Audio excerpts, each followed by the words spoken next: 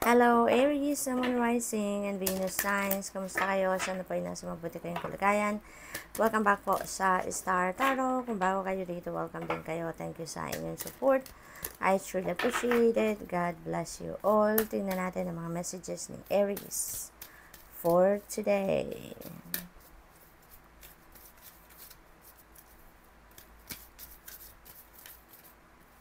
Aries, po na mensahe ninyo, the situation will improve. Napakaganda ang assurance ito para sa inyo, Aries. Na kung ano man yung sitwasyon ninyo ngayon, kung meron man kayong mga problemang pinagdadaanan, may mga obstacles man kayong pinagdadaanan ngayon, challenging situations, you don't have to worry because may promise dito sa inyo ang universe that the situation is going to improve. Okay?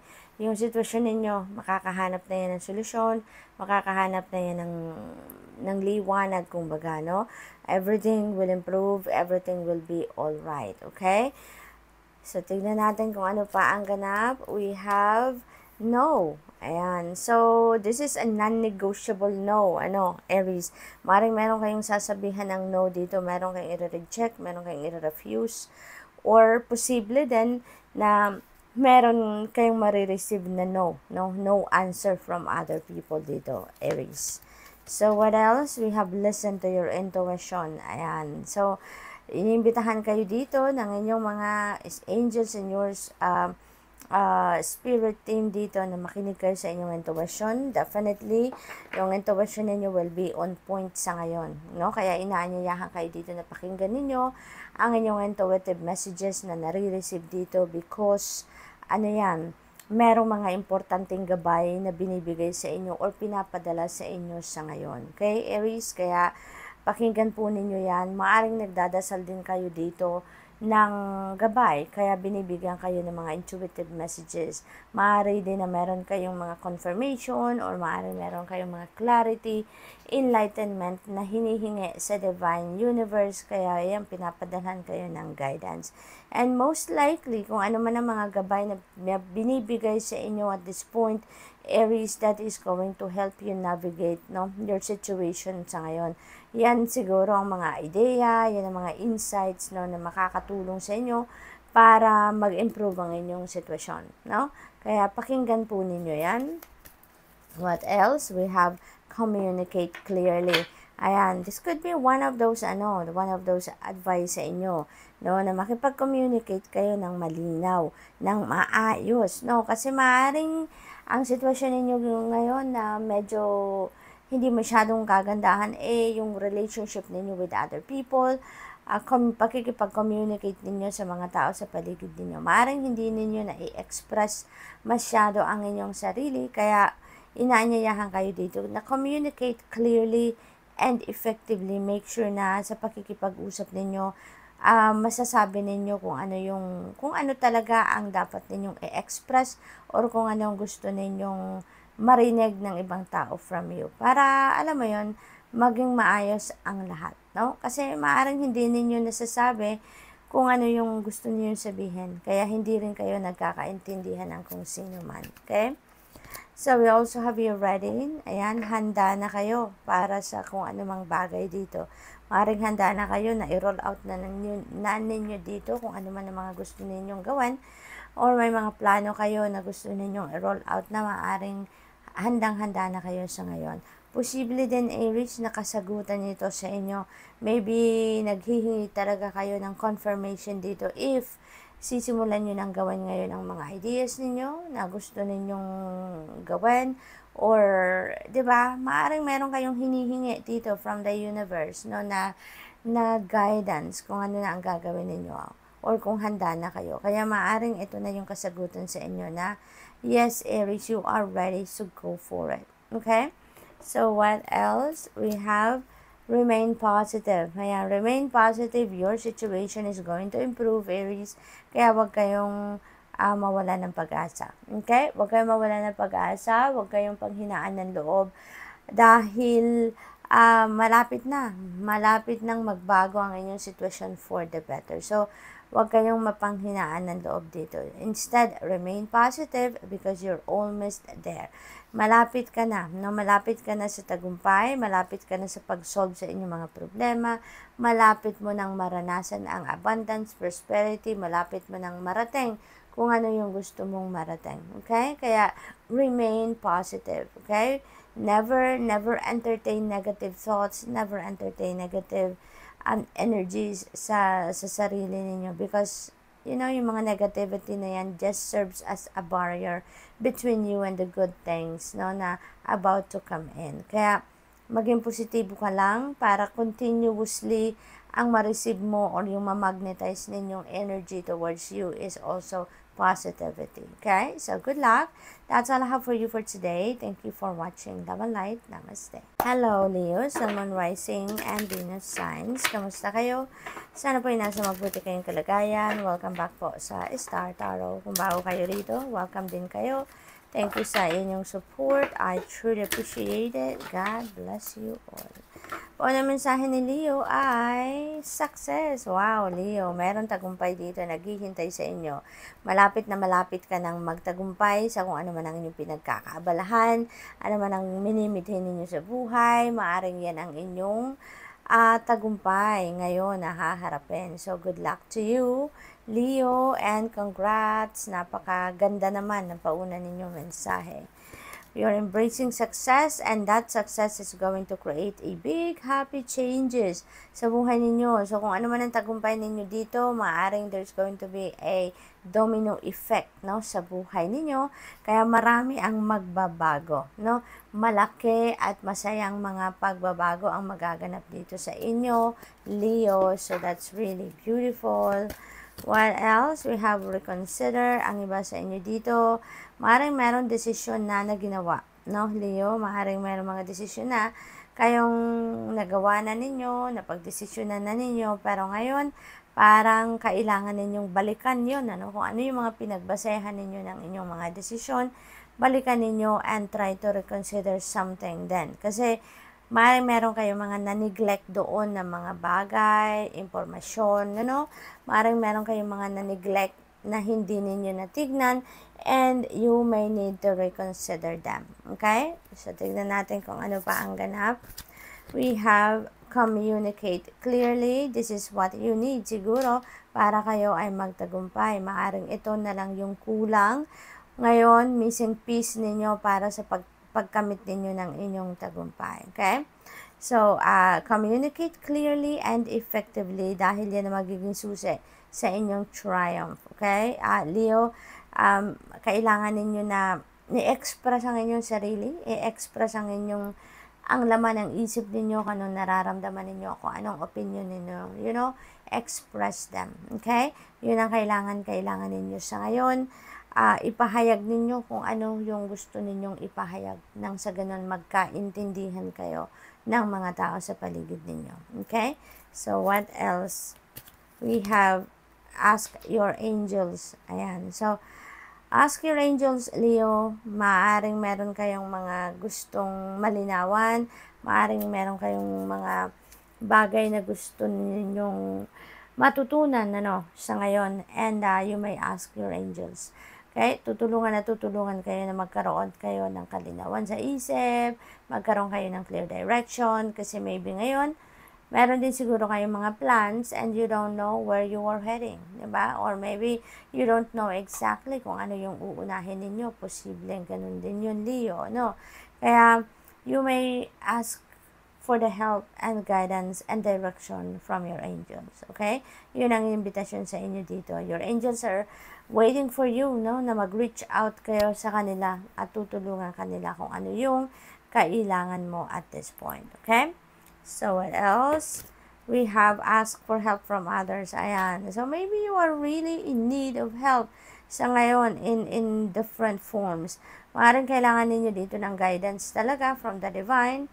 So, you were being asked here by your angels to ask us, Ask your angels at tutulungan ka namin. Nandito kami para gabayan ka, okay? Protektahan ka. And maybe kailangan mo din ng tulong din, no? Dito sa earthly realm mismo. Kaya, sinasabi sa inyo dito na ask for help from others. Huwag kayong magdalawang isip. Huwag kayong mag-atabiling humingi ng tulong because remember, Leo, that help is always available to you. Okay? Kung kahit anuman ang klase ng kailangan ninyong tulong dito, humingi kayo, no? Reach out to people. Huwag kayong mag-alinlangan, okay, Leo? Dahil sigurado may mga taong makakatulong sa inyo. Sigurado na merong susuporta sa inyo. You just need to choose the people, no, na mapagkakatiwalaan din ninyo ng inyong kwento. You also have to ask the people na, alam mo yon, yung sigurado kayo, natutulungan kayo or capable tumulong sa inyo para hindi rin naman kayo ma-disappoint, hindi kayo frustrate when you ask for help. But definitely, help is always available to you. Pag mag-reach out kayo doon sa mga tao na alam ninyong laging handang tumulong sa inyo, then mas gagaan ang inyong pakiramdam, mas gagaan ang inyong mga dalahin dito, kaya ask for help, okay? Ask for guidance from your angels as well. So, good luck, and that's all I have for you for today. Thank you for watching. Love and light. Namaste. Hello, Sagittarius, Sun, Moon, Rising, and Venus signs. Kamusta kayo? Sana po ay nasa mabuti kayong kalagayan. Welcome back po sa Star Tarot. Kung bago kayo rito, welcome din kayo. Thank you sa inyong support. I truly appreciate it. God bless you all. Tingnan natin ang mga messages ni Sag for today. Pauna mensahe ninyo, abundance. Napakaganda naman ito, Sagittarius. There is abundance of anything dito na maaring dumating sa inyo. Nakikita din ninyo yung angel na hawak niyang gold vessel, no? Talaga namang bumubuhos yung gold coins dito. Kaya most likely, Sagittarius, ang pinakamalaking bagay or yung siguro pinakaunang dadating sa inyo is financial abundance.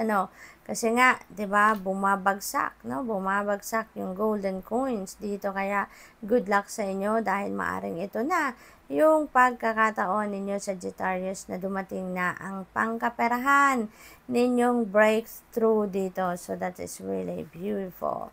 So what else? We have remain positive. Okay, never entertain negative thoughts or negative energies sa buhay ninyo. Okay, Sag, dahil yung mga negativity na yan, nalalahanin nyo, that serves as a barrier between you and good things, between you and blessings, between you and prosperity and abundance. Okay? Kaya as much as possible, remain positive. Lagi lang tayo doon sa positive thoughts, positive feelings, positive mindset. Mag-project lang tayo ng positive attitude so that lahat ng positibo lang, lahat ng magaganda at maayos, yun lang ang ma-magnetize ninyo into your life, Sagittarius, okay? So, never give up, okay? Never give up. Kung meron lang kayong mga pinagdadaan ng problema sa ngayon, never give up. Do not entertain the thought of giving up because giving up is not an option in any case sa buhay natin. Lagi nating alalahanin na habang may buhay ay may pag-asa, kaya remain positive, okay? Hindi man ninyo makuha kung ano man yung gusto ninyo sa timeline na ine-expect ninyo, but rest assured that only the best, yun ang binibigay sa inyo ng Divine Universe. So maybe, whatever that is still in the works, no? Ginagawa pa, pinaghahandaan pa ng Divine Universe before i-deliver sa inyo. Kaya, just keep waiting, just keep your patience at bay, and remain positive, okay? Pasasaan ba at mag-i-improve din ang inyong sitwasyon? Tingnan mo nga, meron kang abundance energy sa iyong horizon, kaya ito yung i-magnetize niyo towards you. Remain positive, and most likely, dadating si abundance sa buhay ninyo, okay? Tanggalin ang mga negativity. Yes, it is a yes. Parang sinasang-ayunan dito yung sinabi ko sa inyo. Sagittarius, this is a yes. This is a confirmation. Go for it, Sagittarius. Kung ano man yung hinihingi ninyo sa ngayon. Kung ano man yung... Kasi maaaring may sign kayo na hinihingi sa ngayon, and this could be the answer to that. Maaaring naghihingi kayo ng kumpirmasyon kung tama nga ba naisip ninyo, tama nga ba ang desisyon na gagawin ninyo, yung ganun. So, it is a yes, okay? So, what else for Sag? We have romance. Romance is in the air for you, Sagittarius. So, maaring meron ditong bagong relationship, no? Bagong romantic relationship na mabubuo between you and another person if you are single. Kung hindi naman, kung nasa established relationship na din naman kayo, maaaring yung romansa or yung relationship ninyo with each other is going to level up sa ngayon. So, maaaring mas magiging masaya kayo, mas magiging passionate kayo with each other, mas magiging loving kayo, maaaring may mga usaping pag-aasawa na din dito, maaaring you're discussing about having a baby, yung mga ganun ba, no? Planning for the future, no? Yung ganun. So, what else? We have perfect timing. Ayan na nga. We have a yes, and we have a perfect timing, Sagittarius. So, definitely, kung ano man yung hinihingi ninyong sign, sa ngayon, or confirmation, this could be it. This could be the answer. It's a yes, and it's perfect timing na to roll them out, no, Sagittarius. So, depende sa inyong sitwasyon, kung ano yung hinihingi ninyo dito impormasyon, but, sinasabi dito na it is the perfect timing na. So, divine timing has come na para gawin nyo na or push through nyo na kung ano man ang pinaplano ninyo. Okay? So, we have choose a new direction. Ayan, this could be also a confirmation para sa hinihingi nyo. Maring meron kayong pinagpipilian dito. May mga options kayong kinakaharap ngayon. Which way I'm going to take? No? Which path I'm going to tread sa ngayon. So, maring yun namang tinatanong sa inyo or maring you are on an endeavor ngayon. At maaaring pinagdududahan na ninyo ngayon ang mga nangyayari, no, sa path na yan sa ngayon. Kaya maybe you're asking, no, for guidance ngayon.